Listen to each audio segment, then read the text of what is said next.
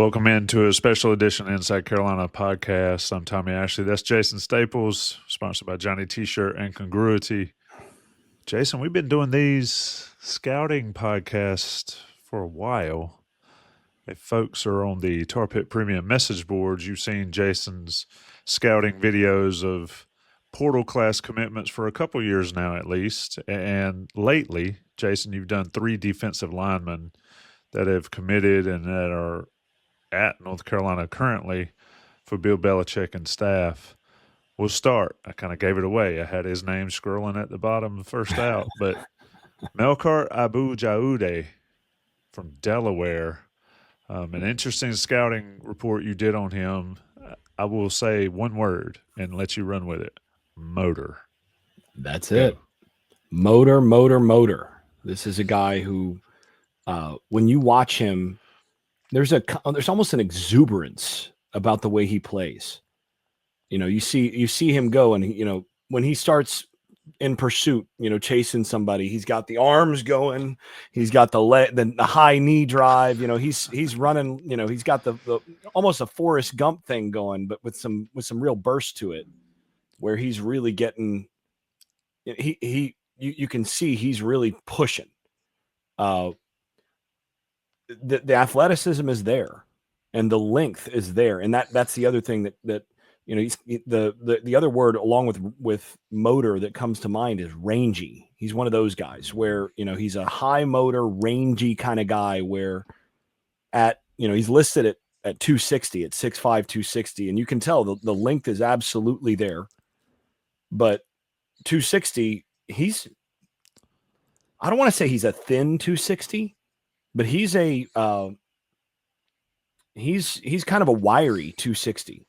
And you look at his frame and you feel like he could carry another 10 to 15 and still be able to be a pretty bursty player. I really like him. I like him as a take. He was one of those guys that when he hit the portal and I first saw his stuff, I was like, oh, that's a guy I would take. That's a guy I would roll the dice on. And one of the other reasons that I like this kind of guy is I'm big on giving guys who've sort of had success at the lower level and have looked like a man among boys at a lower level and see what happens when you bump them up. And this is just watching the transfer portal the last few years.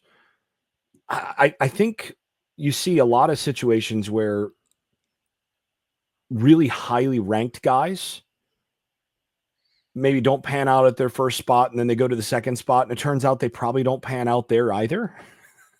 They just weren't that good to start with. Yeah, it's just like when that guy got to college, there was just something that didn't happen, right? And that's kind of makes me wonder what's going to happen with a guy like Travis Shaw, right? Mm-hmm. It didn't really happen for Travis Shaw at North Carolina. The light bulb started flickering in year 3. Right? Is it going to really turn on full time at Texas? Is the change of scenery going to happen to where all of a sudden that guy becomes a dominant 5-star type player? Or, is that probably a lower likelihood thing? It's hard to know because, again, with a guy like that, the talent is there. But he's got to be surrounded by enough guys to get him to really make it work all the time. Whereas a lot of these young guys, you look at he's not as good a prospect as the person I'm going to mention. But you look at a guy like Jared Verse, who came from Albany, showed out against Syracuse. Another guy who, when you watch him in chase down situations, playing FCS Albany, that guy was absolutely killing himself on every play. If there was a 1 in 1,000 chance that he was going to run down a ball carrier from behind and maybe, get a little bit of contact, he was all 100% in. Yep. And, arms and legs going. And you see that and you go, that's the kind of guy I want to see. I want to see if that translates. And it translated when that guy moved up because he was that. And sort of, again, Earl Woods talked about Tiger. He didn't play Tiger up. as often when he was younger as a lot of parents would with a guy who is that talented and that good. Having him at 9 compete with 14-year-olds or whatever. That was not as common. And Earl talked about the advantage of learning how to win, learning how to be dominant. Mm-hmm. And he said, a lot of guys become good golfers and they learn how to grind and all that by playing up but they never actually learn how to close out a tournament. They never gain the confidence of winning a lot. And I think there's something to that. I think that's one of the reasons where if you've got a guy that's maybe a little bit lower level who flashes the potential, flashes the trait, maybe that guy's going to have just a little bit more juice, a little more hunger when he arrives. If he's already shown the motor at that level, you bump him up, that motor translates. Now, for MAJ, he's still raw. The hands are a work in progress. The exactly knowing what he's doing in a pass rush, still a work in progress. He won with motor and just tools. But you can work with that. Yeah, you can work with that. You got tools and motor. That's 85% of what you need. Then you just add a dash of coaching and a dash of fundamentals in there, and all of a sudden that guy becomes a player. I think he's got 2 years left. I think he can carry another 10 pounds, play at 270, and be a guy you can move across your front. And this is a theme of a couple of the guys that they brought in. We're going to talk about Pryce Yates later, and similar thing. These are guys you can bump a MAJ type player inside some and have him with that length and quickness cause all sorts of problems for guards, especially in pass rush situations. You can have him on the edge. You can do some things with him. He also showed he was standing up sometimes. So, I think this is a really good take. At worst, he's a sort of starter level rotational guy that gives you a lot of reps, 20, 30 plays a game in that first year and some productivity as he's learning the ropes. And then, gives you some real depth in that room. I think there's a lot of similarities physically to a guy like Atkinson, who's not quite, Bo Atkinson's a little bit, I think a little longer, a little bit stronger, and definitely more seasoned. But there's some physical characteristics that I see in both of them that I really like. And so, he fits. If he's not an immediate starter, I think he's an immediate rotational piece with Atkinson and moving him around some to be a guy that's going to take a lot of snaps and have some impact for you. Yeah, and I mean, you always take guys that have the motor because you can coach guys with a motor to do what they're supposed to do. You can't if it's just not in there. It doesn't really matter how good you are. And you mentioned Travis, and we'll see if Texas can pull it out of him completely. But moving on. Well, it's a culture thing too, right? You bring in enough guys with motor, and your program starts to be characterized by motor. Guys with motor, yeah. And it's infectious. And if you don't have it, you sit. Right. It's infectious. You get guys like that practice at that level, that play like their hair's on fire, or like, their girlfriend's life depends on how they do on this next play, every play in practice, the desperation that you have to play with to be good. You get a few guys that play like that in practice, and everybody else has to raise that level. It's just like, it's an eye opener. Like, oh, geez, like, all right, well, I'm going to have to compete a little harder against this guy the next time. And everybody else has to play with more motor. Whereas if you have a bunch of Travis Shaws, who's going to actually push the guy to the other guy to play at that level, right? So and this is the question with Shaw, is if you bring Shaw into a team that has a bunch of high motor players, can they get that one maybe less natural motor player to suddenly raise his motor? That's the real question. And I do think a lot of times if you have that culture, you bring in that one guy and all of a sudden it can change for him. But it's really hard to do where you have two or three high motor guys on a team full of guys that are lower motor. It's harder for them to have as much impact. Yeah, and we'll talk about another one. We're talking about with Jason Staples here, scouting Carolina's portal class. This episode, the defensive line. Jason, number 2, CJ Mims transfers from East Carolina. A little bit of a bigger guy, a little heavier. Talk about him a little bit. he's more of an interior guy. And coming from East Carolina, East Carolina's got a solid program down there. What's Mims look like for you when you scouted him, the tapes, and what do you expect his growth can be at Carolina? Yeah, he's an interesting player too. A little bit more of a fire plug type. About 6'2", 295 in terms of listed weight and height, and I think that's probably pretty accurate. I do think he's a little longer in his arms than the 6'2" normally would have. He's probably got a little longer wingspan, maybe 6'4", 6'5" wingspan is my guess, which is good. He was a reserve there, but he played 28 snaps a game and was a guy that essentially rotated with their starters. And they rotated a bunch. Actually, when I went through and watched ECU prepping for these reports, and I'm watching game after game, watching the defensive line, I'm like, man, they're rotating a bunch of guys. And they played 10, 11, 12 guys on their defensive line, and they rotated 5 defensive tackles. But he was one of their first 4 defensive tackles. And I think from what I could tell, he started a couple games, but he was in that rotation. And Pro Football Focus doesn't credit him with any starts, but I saw a couple games where he was on the field first play. So, whatever that means, but he wasn't always. And I think he does play low. He's a play low, decent hands type player. I don't think there's anything that stood out to me as a special with him. Right. As like, oh, wow, that pops off the tape. There's none of that. But there was also nothing where it was like, oh, why would you take this guy? It's like, okay, this makes sense as a take as a guy who can raise the floor of your room. And I think that's what you're essentially dealing with CJ Mims. You're dealing with a guy that you're bringing in as a defensive tackle to a room that you're not exactly sure where the floor is right now because it's a young room. And it's a room without a lot of experience. It's a room with a few guys that have some potential, but which guy in that room can you point to and say that guy's ever made a play?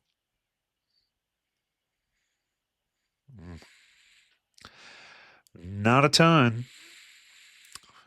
So with Mims, at least you can look at it and go, that guy's made a few plays.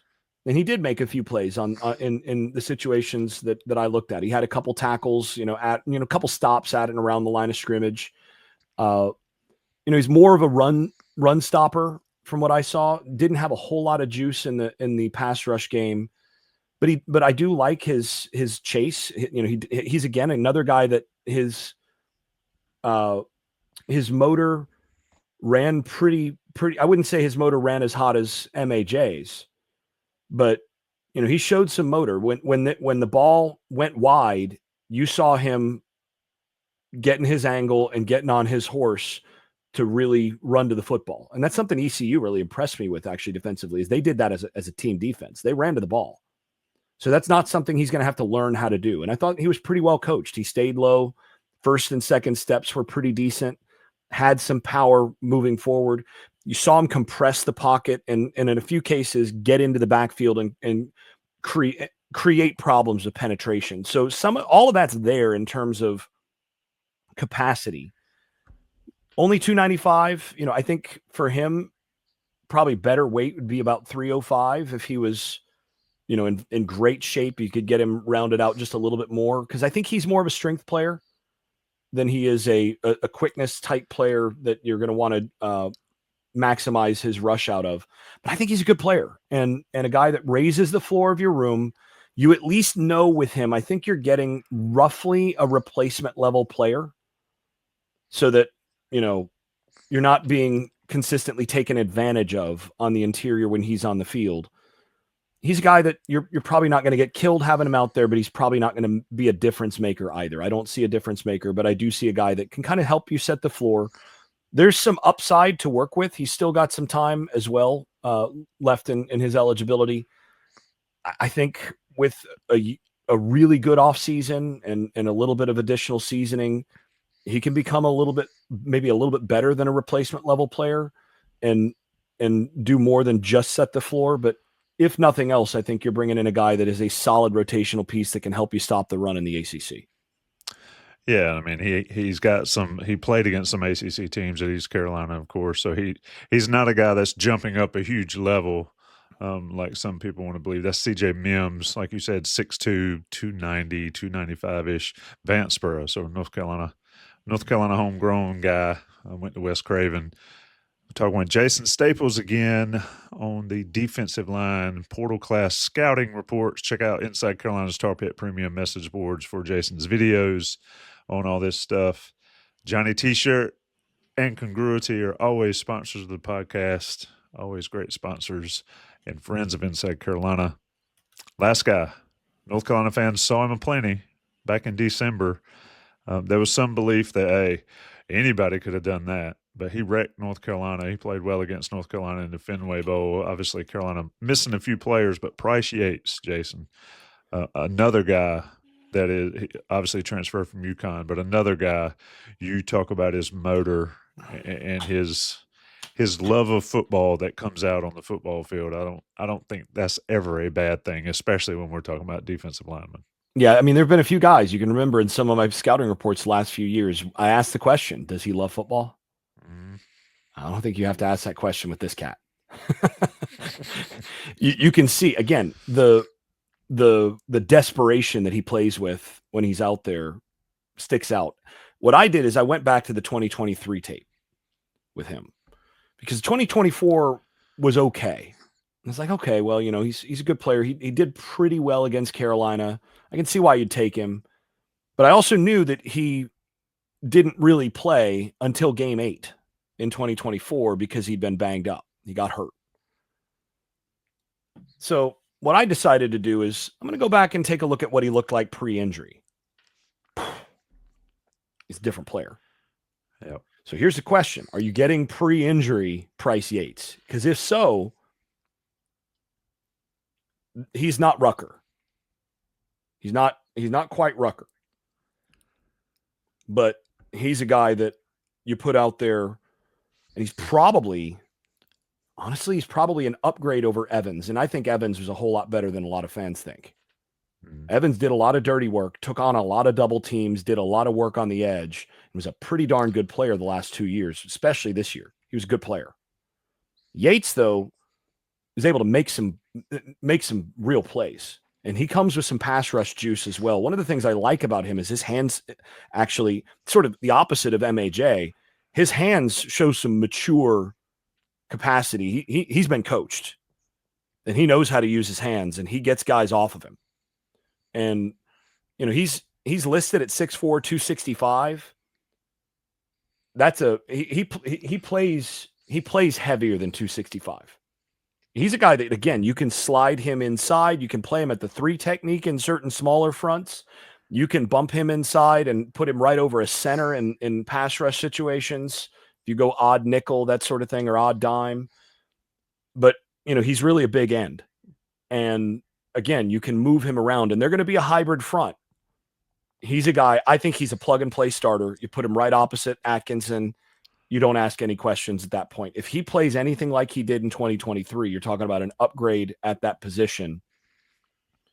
At least, I'll just say this, at least you're not talking about a major drop-off compared to what they had with Evans there. Now, again, you're not going to equal what Rucker gave you. But the burst at 265 is very good. The quickness to move sort of side to side, the hands to shed some blocks. And, when the H-back comes across on split zone and wants to kick out the end, he's going to make that guy feel it. He shows up, and he will lay the wood. You like a guy that brings that kind of attitude to your defensive line into the box. Like I said, I think he's a plug-and-play starter in what they're doing. You could put all 3 of those ends on the field, like what they did with Rucker and Atkinson some last year with Evans. You bump one of them inside, you have the other 2 on the field, and suddenly you've got some juice in the pass rush game. I think I still don't think they're done on the defensive line in terms of who they're going to try to add, but they lost a lot up front from last year, a bunch. And at least these 3 guys are raising the floor, and I think both Yates and MAJ raised the ceiling of the group to some degree massively compared to what you had coming back without these guys. I think this is a solid group. I think they've got to, like I said, I think they've got to add maybe one or two more if the bodies hit the portal post spring. But these are all guys that can play. I think Mims, you're kind of trying to get Hester level play. I mean, I think that's kind of where you're aiming. The other two guys you're trying to get play that more or less equals what you had on the edge last year, and they've added the bodies to be able to come close to that. Really curious to see what they're able to get out of Yates and MAJ because there is some ceiling there with some good coaching, with good culture. Be really interesting to see. Yeah, it's going to be an interesting watch, in spring practice, however they handle that, to see what these guys are able to do. And like you said, raise the floor, raise the ceiling in the room. The defensive line's where it's at. You hear Michael Lombardi talk about it all the time. Bill Belichick talks about it all the time, build from the inside out. This is part of the process. I agree with you. I think the spring portal will add at least one more body here. And we'll see how the young guys come along, like we've talked about, Laura, Starling, and those guys on the interior. And then you've got And Janny Jabron Norwood Harvey. is going to be an interesting case of what they do with him because he's one of those guys that, I've seen him on both sides of the ball with some of the guys, we'll talk about this later, with some of the guys they're bringing in out of the portal on the offensive line. Makes me wonder, maybe you move Janny Norwood back to defensive tackle where he's got some upside as well and, brings some real legit size there too. So they may have some bodies that can work here, but I do think it's a work in progress, and they're going to have to really do the work of self scouting and figuring out how they can fill in some of those gaps. Because again, you got to have a difference maker there. I don't think Mims is that difference maker at defensive tackle, and I think they need to make sure they have at least one. Absolutely. And we saw Norwood work with defense for a while there. He kind of flip-flopped, but then he settled in an offense under the previous staff. That's Jason Staples. I'm Tommy Ashley. We've been talking about UNC's portal class, the defensive line. Stay tuned for a defensive skill show that we'll do here. We'll do offensive line. We will do offensive skill positions, and then we'll do another show that kind of encapsulates the rest of the guys that don't have a ton of film out there. But as always, Inside Carolina, Tar Pit Premium Message Board with Jason Staples scouting reports. And these shows is how you get all your knowledge about North Carolina portal class, North Carolina football in general. Shout out to Johnny T-Shirt and Congruity. Jason, appreciate it. It's always fun.